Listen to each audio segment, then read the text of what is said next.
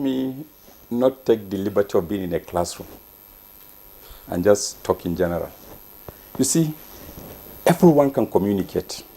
We can all talk, be in government or out of government. We can all talk. God has given us that ability to be able to talk. But then some people go to school to study communication. So you ask, what is so special about going to school to study? So some of us take it for granted that we can talk anytime, anyhow, anywhere, and still achieve some objectives, which is not correct. In governance, there are institutions that are imbued with the capacity to communicate, and that's their business. And they do it very well. It's not as if we have not had successful communication programs in this country. A number of times, things have worked. And up to this moment, some things are still working. So the point is, if you do an assessment of what has happened in maybe some few weeks back, there were a multiplicity of sources of communication on the same subject. From some quarters, some people are saying, people have the right, they can do this, they can do that. So it's okay, so long as there will be peace. From some quarters, you had people saying, we know who the enemies are, and we are not going to allow them to succeed. If you know who the enemies are, why don't you just go and talk with them and sort it out? Then in some quarters, you have people who are a bit in the middle. And in some quarters, you have complete denial. And the reality is there. We're not shying away from the reality.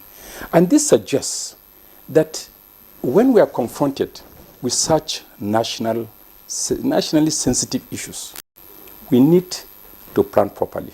We should not just take things for granted. We should not assume that Nigerians, or generally the citizens, are just a bunch of people sitting there waiting to receive information and then react positively to that information. It's not like that. And then how do we even release the messages? You cannot sit in front of some beautiful looking wines and some beautiful looking people and then now be telling Nigerians that they should tighten their belts. Even the way you dress, the selection of your words, and even the context, where you stand to talk to them, matters. And again, you must do what we call audience segmentation. You have to segment Nigerians. The message that can achieve complete unanimity or acceptance, let's say in the southeast of Nigeria, among maybe the general Igbo community, may not be the same message that can achieve the same objective in the north. And when you talk of the north, you also need to understand the segmentations in the north. For some people, they understand messages through the religious prism. For some people, they understand messages through their ethnic coloration. For some people, they understand it from their political orientation. For some people, they are young people, exuberant, full of energy, and quite ready to burst. So they understand it through the hunger of their stomachs. So now, as a communicator, you have to plan and understand how do you reach to each of these corners. It's not just by gathering religious leaders. Some people are not connected to them. Or by gathering traditional rulers. Some people are not connected to them. And they have their own units through which they understand information. So you need to do a critical analysis of all this mass. And then know what kind of wordings. The wordings you are going to use to address a university student will not be the same you are going to use to address a conservative 60-something-year-old fellow. Or the same message you are going to use in Enugu may not be the same message you are going to use in Maiduguri. Nigeria is a complex federal system. So you need to understand these things. And that is why you need to have brains in the Ministry of Information and other places whose duty will be to be doing this kind of research to prepare inputs for whoever that is going to speak to the nation. Then by the time you speak, each person will have his or her own understanding and interpretation of the message that is coming from that source. And then, like I've said, don't take the audience for granted. Don't assume that, yes, they just like complaining. They will always complain. No matter what you do, they will complain. So you just come from that perspective with some pejorative, condescending look on the rest of the citizens. By the time they give you back, then you will understand what it means to be at the lower level. But do Nigerians have the ability to give back if communication is not effective? From what we have seen, and from the reaction that followed from the leadership, it means they know that Nigerians have the capacity, even if they are not exercising that capacity. And that is why we should not underestimate and assume by sitting in Abuja, using the big channels in Abuja, sending messages to Nigeria, oh, please don't fight, please don't cause conflict. Look, there's what you call cognitive dissonance and cognitive consonance in understanding of messages. When what you are saying contradicts what I'm seeing and feeling in my system, I will respect what I'm feeling and dismiss your messages on your radio and TV station. Like, oh, please, everything is okay, you have this, you have that. But on the ground, I have not eaten since morning. I have not had anything in my pocket. I hardly see any end or any hope in the tunnel that continuously extends from years back to death. And you are telling me I should please relax? Look, our young people are missing their milestones.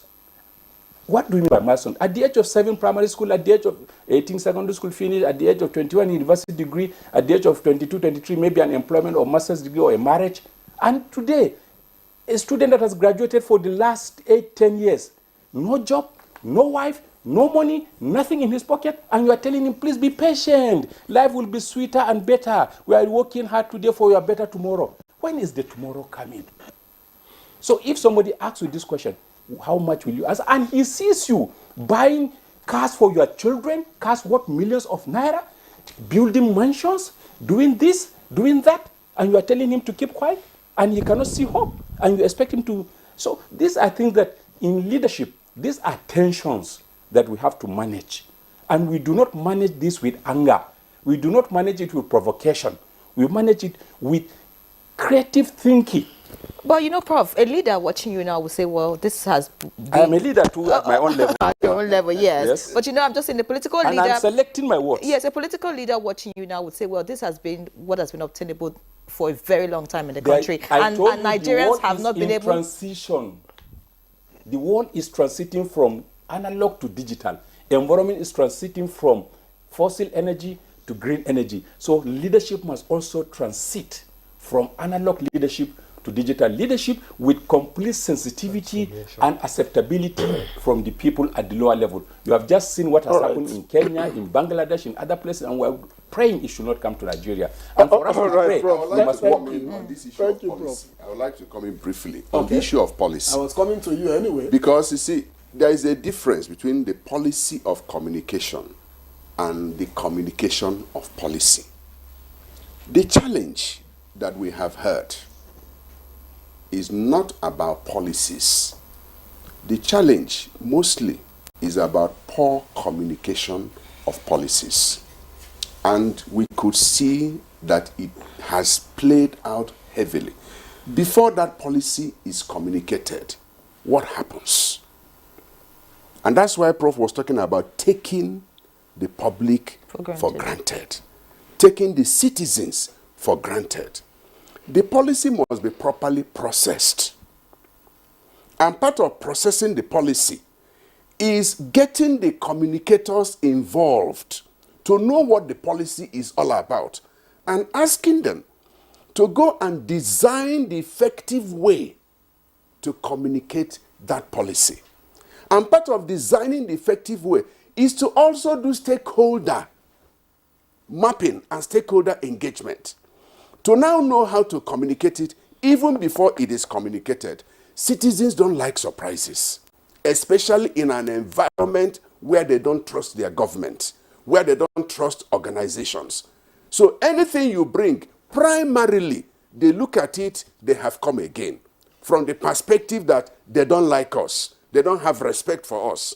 Primarily, until you prove otherwise. So part of the transition is that we must change our communication of policy strategies. We must take a number of things into consideration. It's not sometimes that citizens don't even like the policy. They don't even understand it. My president, sir. They don't even understand your policy. We do not have a functional information policy for Nigeria as of today. Do you know we don't have? Yeah. The communication system and the information dissemination system is rudderless. No rudder. This one will talk, and then everything will go.